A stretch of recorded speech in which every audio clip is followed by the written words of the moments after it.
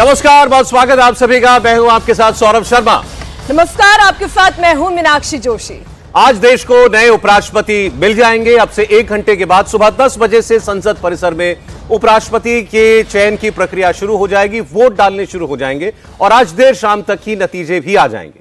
उपराष्ट्रपति के चुनाव में एनडीए उम्मीदवार सीपी राधाकृष्णन और संयुक्त विपक्षी उम्मीदवार बी सुदर्शन रेड्डी के बीच सीधा मुकाबला है। जगदीप धनखड़ के अचानक से इस्तीफे के बाद ये चुनाव हो रहे हैं। इन चुनावों में बीजेपी के नेतृत्व वाले एनडीए गठबंधन के उम्मीदवार को साफ साफ बढ़त मिली हुई है। संसद के दोनों सदनों के सदस्य आज सुबह 10 बजे से शाम 5 बजे के बीच संसद भवन में वोट डालेंगे। वोटों की गिनती आज शाम 6 बजे से ही शुरू भी हो जाएगी और देर शाम तक नतीजे भी आ सकते हैं। इस चुनाव की खास बात यह है कि मतदान करने के लिए संसद के सदस्य पार्टी व्हिप से बंधे हुए नहीं है, इसीलिए वो किसी भी उम्मीदवार को अपना वोट दे सकते हैं। दोनों सदनों में कुल सदस्यों की संख्या 781 है और इस लिहाज से ये चुनाव जीतने के लिए किसी भी उम्मीदवार को 392 सदस्यों के समर्थन की आवश्यकता है। और नंबर गेम की अगर बात करें तो इसमें सीपी राधाकृष्णन जो एनडीए के उम्मीदवार हैं उनको एक सीधी बढ़त दिखती हुई अभी मालूम पड़ती है। बाकी जब चुनाव होगा तो पता चलेगा, लेकिन उन्हें उम्मीद भी है कि उनकी एक आसान जीत होनी चाहिए। सीपी राधाकृष्णन ने कहा कि हम सब एक हैं, एक रहेंगे और हम चाहते हैं कि भारत विकसित भारत बने। The election is taking place. It is going to be a big victory for the Indian nationalism. We all are one. We will be one.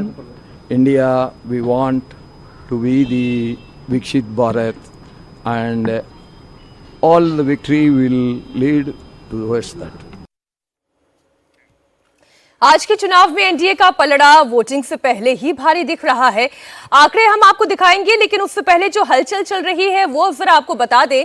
के चंद्रशेखर राव के नेतृत्व वाली भारतीय राष्ट्रीय समिति यानी कि बीआरएस और नवीन पटनायक के नेतृत्व वाला बीजू जनता दल उपराष्ट्रपति चुनाव में वोटिंग नहीं करने जा रहे हैं। दोनों ने चुनाव से दूरी बनाने का पहले ही ऐलान कर दिया था।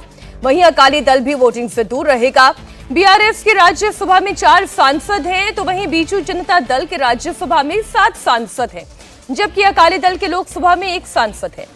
ये सांसद मतदान से दूर अगर रहते हैं तो फिर कुल मतदाताओं की संख्या या सांसदों की संख्या आप कह लें ये 767 हो सकती है। ये तीनों पार्टियां किसी गठबंधन का हिस्सा नहीं है। इंडिया ब्लॉक को उम्मीद थी कि उन्हें इन पार्टियों का समर्थन मिल सकता है, लेकिन इस ऐलान के बाद अब एनडीए उम्मीदवार का पलड़ा यकीनी तौर पर भारी हो गया है। हमारे माननीय अध्यक्ष पार्टी के श्री नवीन पटनायक जी ने पार्टी के वरिष्ठ नेताओं से विचार विमर्श किए, पॉलिटिकल अफेयर्स कमेटी के साथ विचार विमर्श किए, सांसदों से विचार विमर्श किए और उसके बाद बीजू जनता दल ने यह निष्कर्ष लिया है कि हम होने वाले कल के उपराष्ट्रपति जी के चुनावों से हम एब्सटेन रहेंगे। बीजू जनता दल, एनडीए और इंडिया अलायंसेस दोनों तरफ से हम इक्विडिस्टेंट हैं, समादुरत्व हम लोग रखते हैं और हम 4.5 करोड़ ओडिशा वासियों के लिए और ओडिशा के विकास के लिए कार्यरत हैं। सवाल किया था दोनों पार्टियों से, कांग्रेस से और भाजपा से, कि आप क्यों यूरिया की जो क्राइसिस आज तेलंगाना में काफी ज्यादा है, जहां जिसको लेकर 70 लाख से ज्यादा किसान भाई हमारे परेशान है, इसको क्यों नहीं रिजॉल्व कर रहे हो। हमने उनको मौका भी दिया था, अलर्ट भी किया था। हम जाके जेपी नड्डा जी से मिले और वहां कांग्रेस बीजेपी के जो गवर्नमेंट में लीडर हैं, अहम लीडर, उन सबसे मिले। रिक्वेस्ट हमने किया कि आप इस क्राइसिस को रिजॉल्व करिएगा, 70 लाख किसान बेचैन है। पर आज तक ना राज्य सरकार ना केंद्र सरकार दोनों भी कुछ कर पाए। इसीलिए हमने तय किया कि किसान के हित में आज हम प्रोटेस्ट करना चाहते हैं, इसीलिए इलेक्शन से दूर रहने का फैसला हमने लिया। हमारे जो राज्यसभा मेंबर हैं उनसे सबसे कंसल्ट करने के बाद हमने ये फैसला लिया।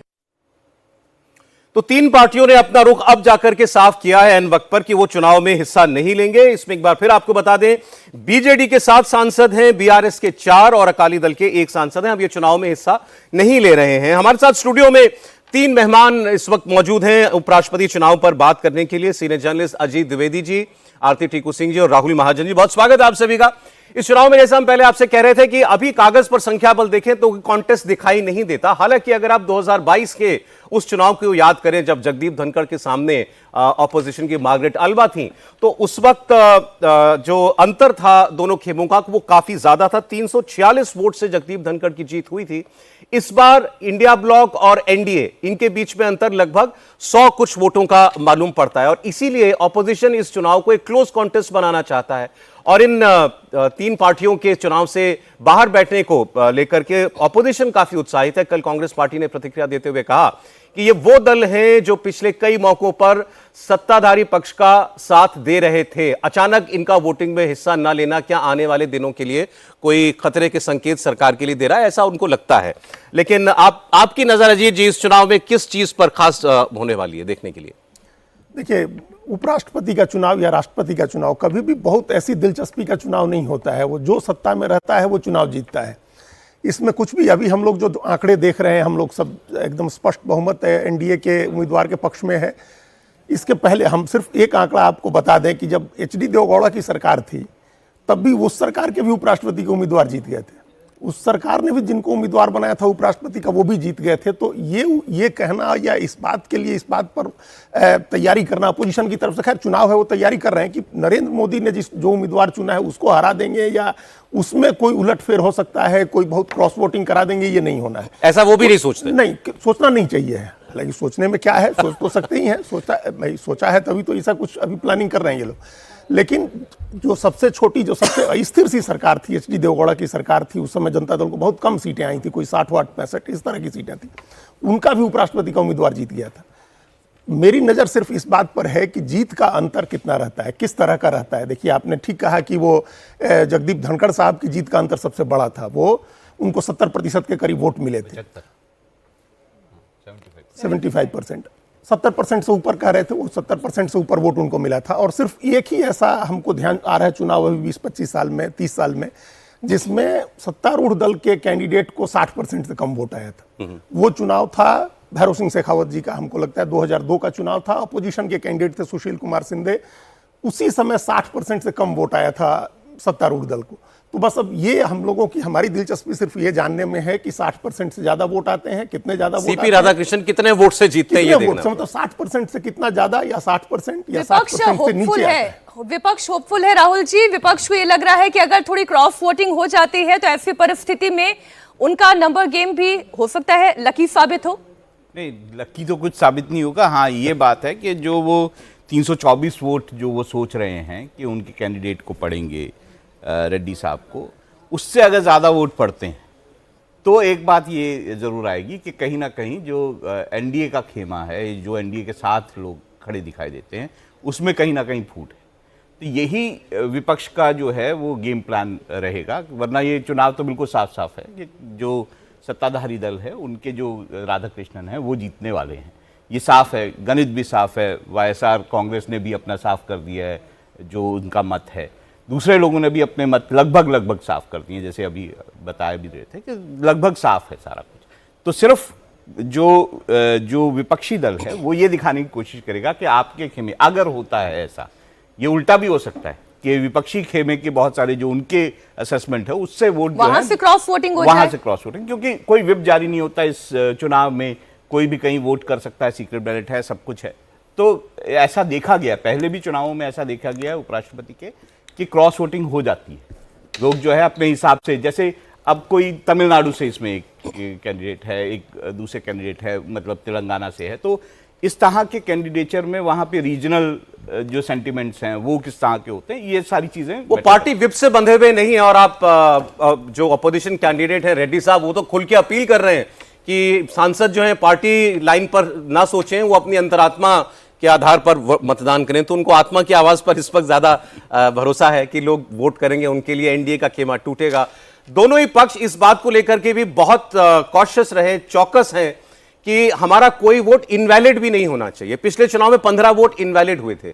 2 दिन की वर्कशॉप एनडीए के सांसदों के लिए रखी गई थी अभी पार्लियामेंट पे, और कल एक मॉक पोल किया विपक्ष ने भी, इंडिया ब्लॉक की पार्टियों ने भी, कि आपको किस किस्म का मतपत्र दिया जाएगा, कैसी कलम दी जाएगी, पेन दिया जाएगा, कहाँ आपको मार्क करना है, क्या लिखना है, उसमें नंबर पे लिखना है कि टिक मार्क करना है, ये सारी तैयारी अपने अपने सांसदों को दोनों ही खेमों ने कराई है। तो ये भी इंटरेस्टिंग बना रहा है इस चुनाव को। आरती जी, मैं आता हूं आपके पास। एक बार विजय लक्ष्मी हमारी सहयोगी जुड़ी हैं, तो वो एक बार बता दें। पहले आपसे मैं, अगर रेड्डी साहब के पीछे जो लोग खड़े हैं ऑपोजिशन की पार्टियां, उनके अगर नंबर गेम की बात करें तो उनको लगता है कि वो इसको एक क्लोज चुनाव बना सकते हैं, विजय लक्ष्मी?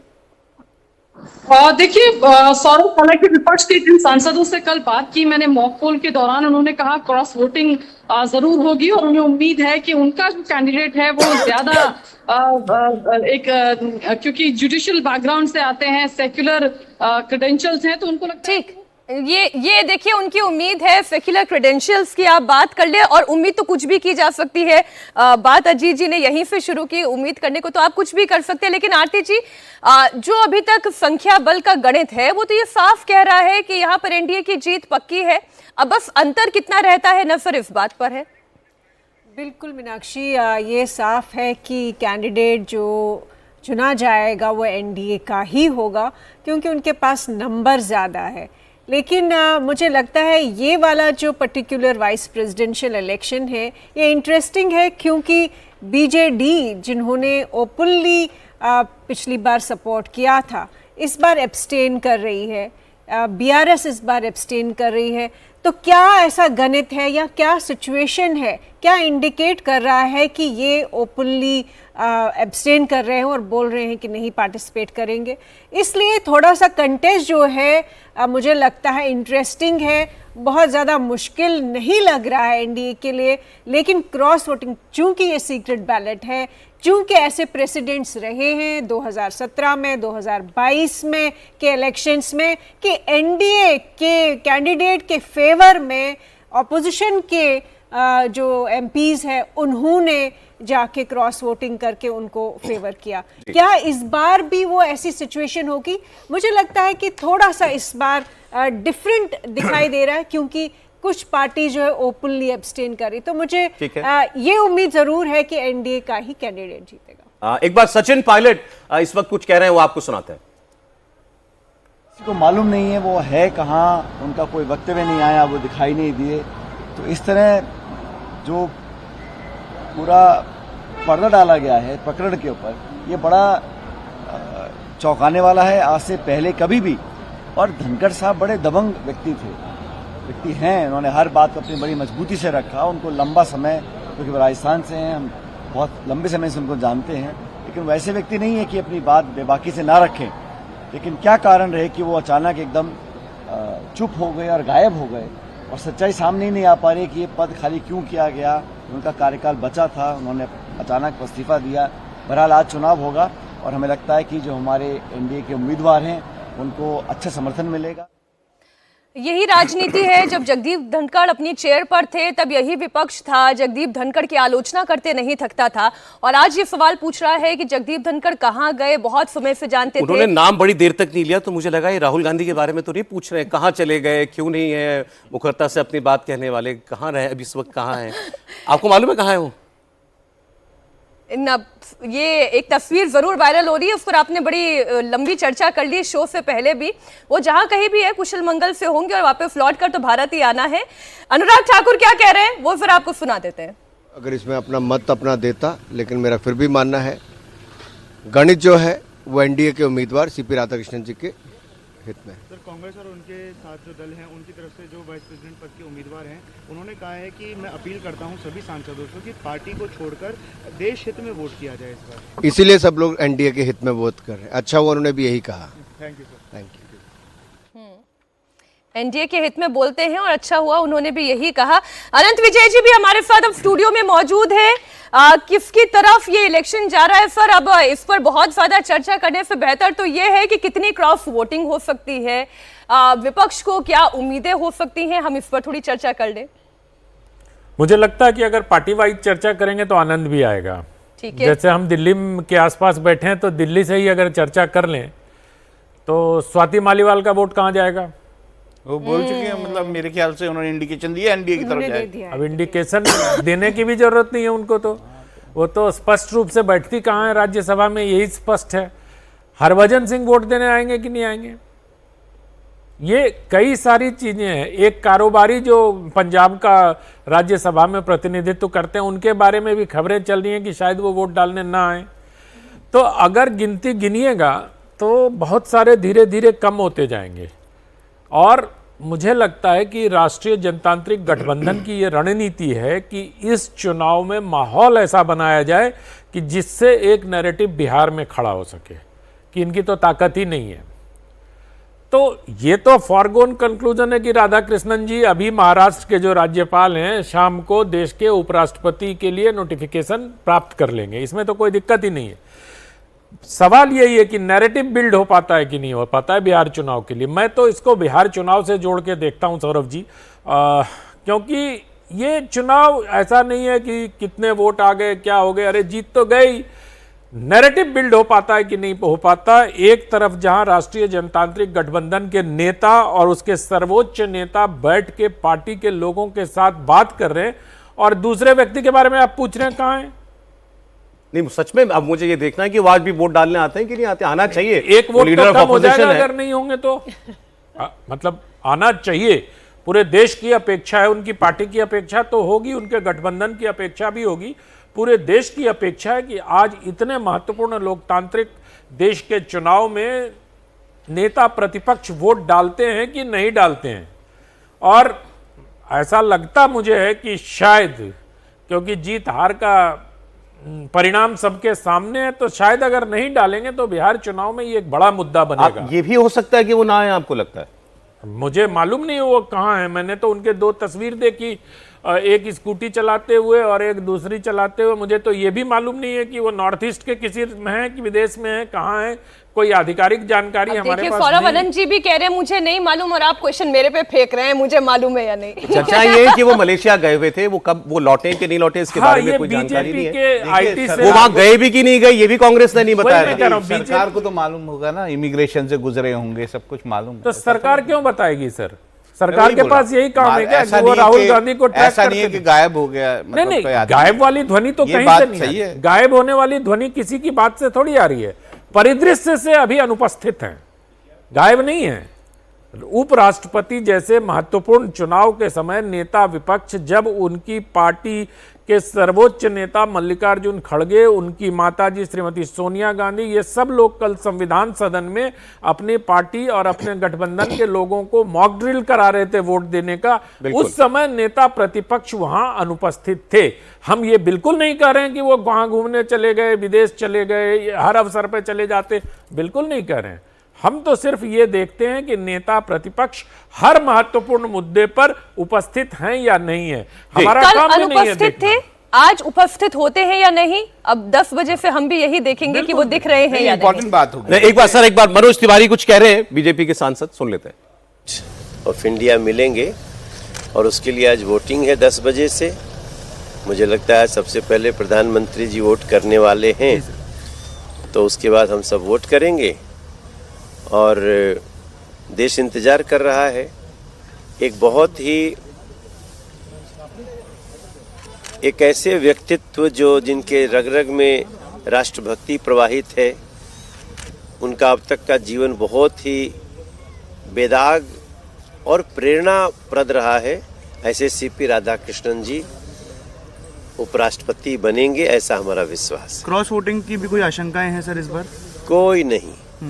ये देश जिस गति से चल रहा है, इस देश में जिस प्रकार से विदेश नीति आज इतनी सफल हो रही है, दुनिया के बड़े बड़े देश भारत को सम्मान दे रहे हैं, मान दे रहे हैं। जीएसटी में इतना बदलाव है, हर क्षेत्र में 12-12 लाख रुपए इनकम टैक्स फ्री हो गया है। ऐसे में कोई इधर उधर थोड़ी जाएगा। सभी का एक उद्देश्य है, भारत विकसित हो, और वो कैसे होगा? वो नरेंद्र मोदी जी के नेतृत्व में, उसके लिए सभी लोग साथ चाह रहे हैं। कुछ दल एब्सटेन भी कर रहे हैं, कुछ दलों ने मना कर दिया है कि हम वोट नहीं डालेंगे। वो सबकी अपनी अपनी रणनीति है, मगर आज शाम को समाचार आएगा, ऐसा हमारा विश्वास है। सीपी राधाकृष्णन जी नए वाइस प्रेसिडेंट होंगे, ये मेरा मन का पूर्ण विश्वास है। Thank you sir, thank you. तो मनोज तिवारी से सवाल हुआ क्या क्रॉस वोटिंग होगी, उन्होंने कहा बिल्कुल नहीं होगी। उन्होंने यही मान लिया कि एनडीए वाले क्रॉस वोट करेंगे, तो विपक्ष के लिए ऐसा पूछा जा रहा है उनसे। ठीक से ब्रीफ नहीं किया है उसकी मीटिंग में, जो एनडीए की मीटिंग। हाँ, क्योंकि ज्यादातर चर्चाएं इस बात की हो रही है विपक्ष का खेमा टूटेगा कि नहीं टूटेगा।